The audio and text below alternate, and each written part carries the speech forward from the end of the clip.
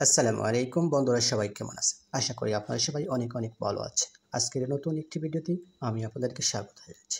আর আজকের ভিডিওতে আমরা কথা বলবো উত্তম স্ত্রী পৃথিবীর শ্রেষ্ঠ সম্পদ। এ বিষয়ে আজ আমরা আপনাদের সঙ্গে তুলে ধরার চেষ্টা করব। তাই বন্ধুরা, দেরি না করে সরাসরি চলে যাচ্ছি আমরা ভিডিওটি শুরু করার জন্য।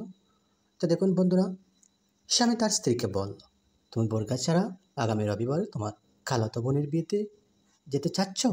স্ত্রী বলল, হ্যাঁ, কেন নয়, বিশেষ একটা দিন। স্বামী তখন বলল, তুমি বোরকা ছাড়া ঘর থেকে বের হতে পারো না। স্ত্রী বলল, দেখো, আমি বাহিরে সবসময় বোরকা পরিধান করে বের হয়ে থাকি, এজন্য সবসময় বোরকা পরে বের হব তা তো ঠিক নয়। আর তুমি তো আমার সাথেই যাচ্ছ, তুমি কি আমাকে সন্দেহ করেছ? স্বামী বলল, সন্দেহ করবো কেন? আচ্ছা, আমি বাজারে যাচ্ছি। স্ত্রী বলল, কেন? স্বামী বলল, একটা জিনিস আনতে। স্বামী বাজারে গিয়ে একটা বল কিনে আনলো। সেটা দেখতে মনে হবে স্বর্ণের তৈরি বল। বল কিনে আনলেন, বলটি নিয়ে বাসায় গেলেন। স্ত্রী বলল, এটা কি স্বর্ণের তৈরি বল? স্বামী বলল, হ্যাঁ, এটা অনেক দামি, এটা ড্রয়িং রুমে ঝুলিয়ে রাখতে পারো। স্ত্রী বলল, তুমি কি বোকা? এটা কেউ দেখে চুরি করে নিয়ে যেতে পারে। স্বামী বলল, দুদিন ঝুলিয়ে রাখো, তারপর নয় আলমারিতে রাখবে। স্ত্রী তখন বলল, তোমার মাথায় কি গোবর ভরা?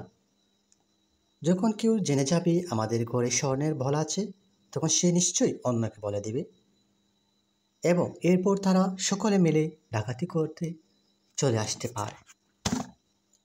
স্বামী তখন মুচকি হেসে বলল, তুমি বেশ চালাক। তুমি স্বর্ণের বল আলমারিতে সুরক্ষিত রাখতে চাও, অথচ বোরকা পরে বোরকার ভেতরে নিজেকে সুরক্ষিত রাখতে চাও না। তুমি আমার কাছে পৃথিবীর সবচেয়ে শ্রেষ্ঠ সম্পদ, দামি সম্পদ। সুতরাং আমি তোমাকে সুরক্ষিত করে রাখতে চাই। তুমি যদি বোরকা ছাড়া বের হও, প্রথম দিন তোমার উপর দুষ্ট লোকের নজর পড়ে যাবে। তারা তোমার সুন্দরময় দেহের প্রতি লোভী হয়ে উঠবে। তারা একদিন সুযোগ বুঝে তো আমার শ্রেষ্ঠ সম্পদের উপর আক্রমণ করতে পারে। তখন কি হবে বুঝতে পারছো?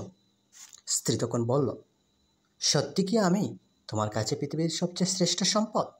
স্বামী তখন বলল, কেন নয়, হ্যাঁ অবশ্যই, তুমি আমার কাছে পৃথিবীর শ্রেষ্ঠ সম্পদ। হাদিসে রাসূল সাল্লাল্লাহু আলাইহি সাল্লাম বলেছেন, উত্তম স্ত্রী পৃথিবীর শ্রেষ্ঠ সম্পদ। স্ত্রী তখন বলল, আজ থেকে আমি আল্লাহ পাকের পর্দার বিধান সঠিকভাবে মেনে চলব, পালন করার চেষ্টা করব। স্বামী তখন বলল, আলহামদুলিল্লাহ। স্ত্রী বললেন, আমি বুঝতে পেরেছি। আল্লাহ পাক রব্বুল আলামিন যেন আমাদের সকলকে বোঝার তৌফিক দান করেন, আমিন।